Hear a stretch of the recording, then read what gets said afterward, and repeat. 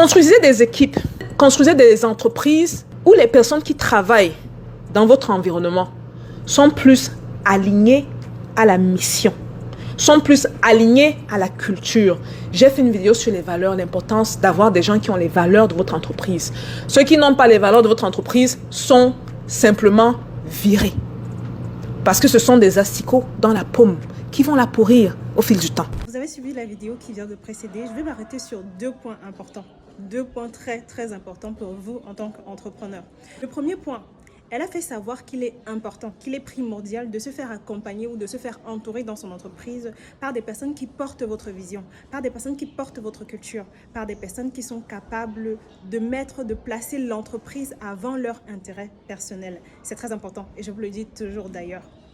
Je suis d'accord à ce niveau-là. Par contre, il y a une petite nuance dans le même ordre d'idées. Elle fait également savoir que si vous avez des personnes, si vous avez des employés qui ne peuvent pas porter votre vision, qui ne peuvent pas porter et transmettre votre culture, qui ne peuvent pas mettre votre entreprise avant leur intérêt personnel, il faut tout simplement les virer. Moi, j'irai plus loin, sans pour autant déconstruire ce qu'elle a dit. J'irai plus loin en vous disant que ce n'est pas uniquement de leur responsabilité. C'est à vous de recruter d'abord des personnes qui ont la capacité de porter votre vision, de recruter des personnes qui ont la capacité de transmettre votre culture, de recruter des personnes qui ont la capacité de suivre la culture de votre entreprise, de recruter des personnes qui ont la capacité de porter votre entreprise et de la mettre avant leur intérêt personnel.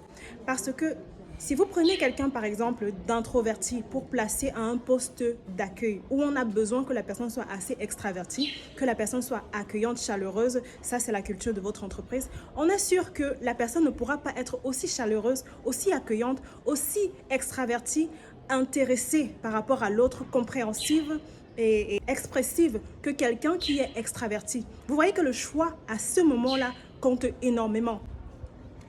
La deuxième chose, il est important de former.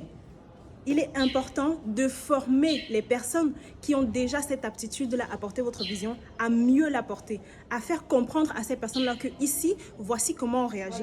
Ici, voici ce qui se fait. Donc, à ce moment, voici ce qui est fait. Par exemple, je prends un petit exemple.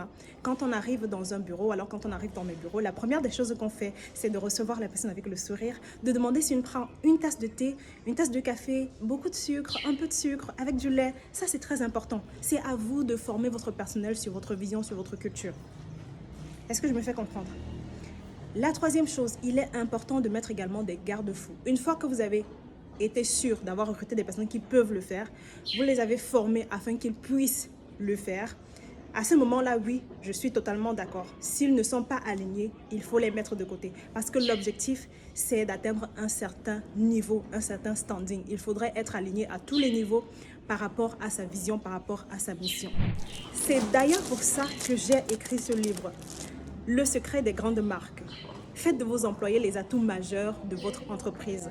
À l'intérieur, vous avez les secrets pour pouvoir recruter, pour pouvoir former et garder votre El Malik. Votre exemplaire, juste dans le lien en commentaire.